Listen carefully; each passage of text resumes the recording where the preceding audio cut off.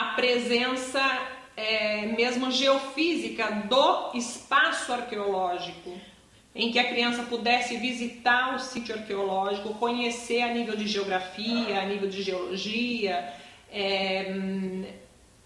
e ter contato com a realidade arqueológica da nossa região.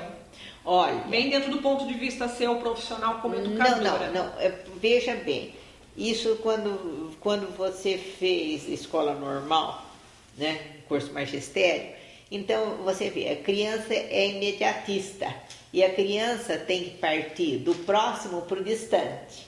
Então, por exemplo, se você tem, vamos dizer assim, objetos, você tem locais, você tem sítios que tem a ver alguma coisa com o passado, não digo, você não vai preservar o passado inteiro, mas você tem que preservar nesses locais algumas coisas, para que as crianças, através daquilo que está próximo, do imediato, ela vá pensar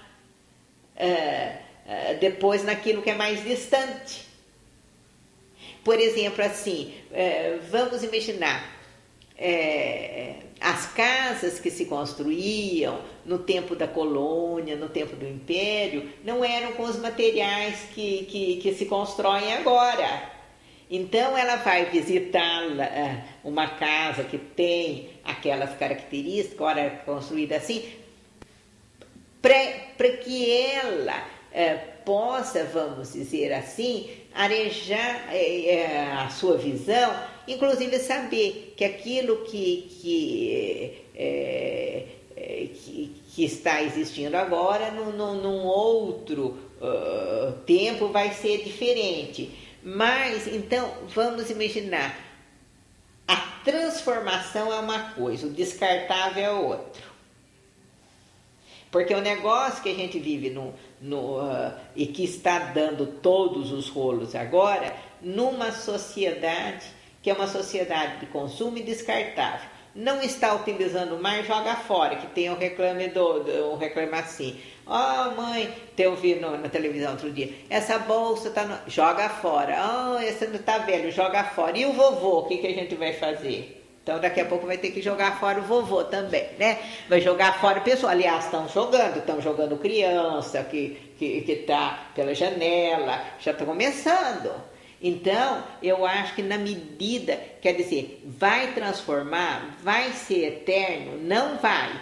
Só que você tem que cuidar para que a transformação ocorra da maneira que ela deve ocorrer. Então você nota que, por exemplo, assim, que o que está acontecendo? Até, por exemplo, a própria transformação da pessoa em relação ao passar do tempo, você nota, quer dizer, existem certos padrões, tem que ser assim. Se você não se colocou naquele padrão, então, ou eu me coloco, ou eu não estou prestando para nada. Não é bem assim.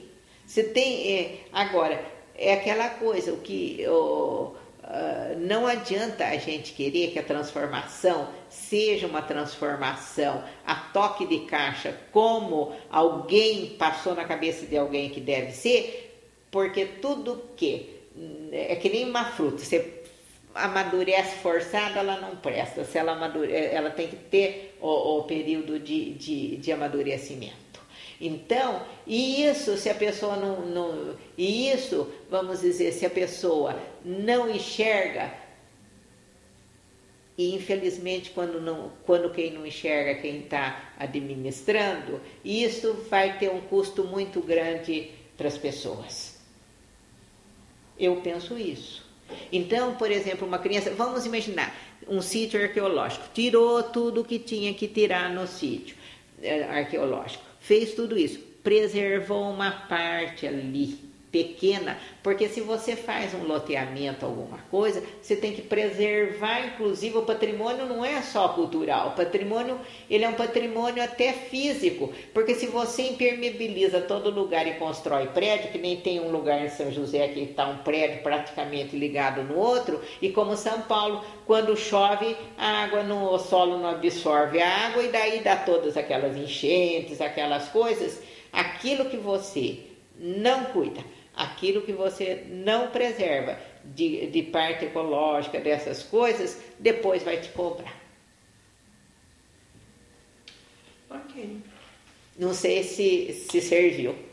Donada, serviu muito, e esse com certeza não vai ser o nosso único encontro, porque nós percorremos aí um longo período da história com tantos fatos e que nós não tivemos o tempo de adentrar em cada detalhe, né? Nós temos ficaram algumas lacunas. Tratamos de assuntos, de temas relativos nesse momento muito importantes, que me dão uma base, me reforçam uma base do trabalho que eu estou fazendo nesse momento de monografia para a universidade, mas com certeza nós vamos ter que conversar outras vezes, né?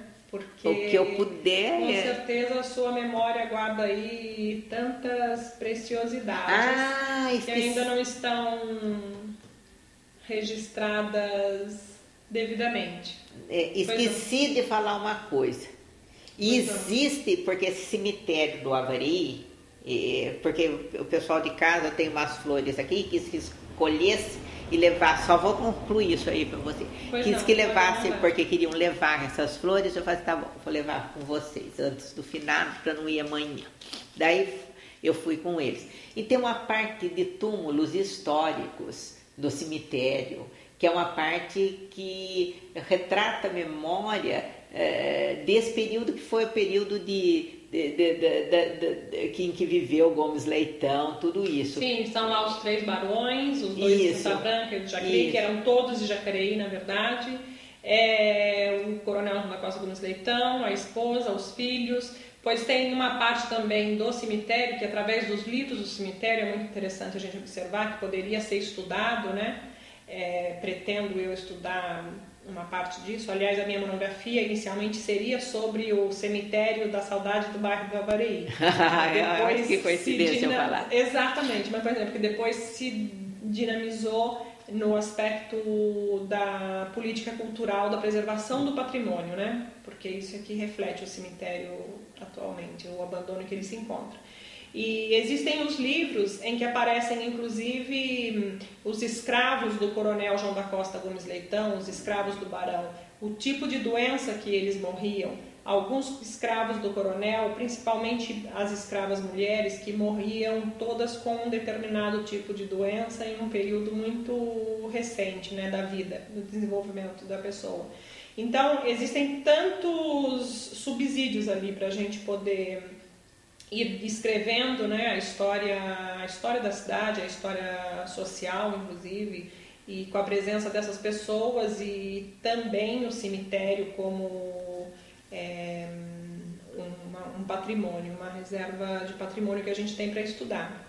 Agora, existem alguns jazigos ali que a municipalidade, por exemplo, assim, às vezes que são de mármore, tudo, precisaria também cuidar, precisaria de restauro. Exato, tem alguns que estão preservados, mas alguns... São no período de 1869, né? O cemitério teve início em 1869, então existem ali preciosidades também. Que precisam ser preservados, porque senão vai acontecer o que aconteceu também com o passar do tempo. Se não se cuidar disso, vai acontecer o que aconteceu com Antônio Afonso. E aí, por exemplo, a prefeitura diz assim, mas não tem... por isso que eu disse, a parte cultural, desde que você anime, desde que você poderia ser amigos do museu, não sei o quê, mas para isso precisaria fazer com que tivesse vida, e aí você poderia pôr empresários colaborando, uma outra coisa. Então tem uma... Mas precisa dar início, mas né? Precisa dar início. Essa questão também de, atualmente, que eu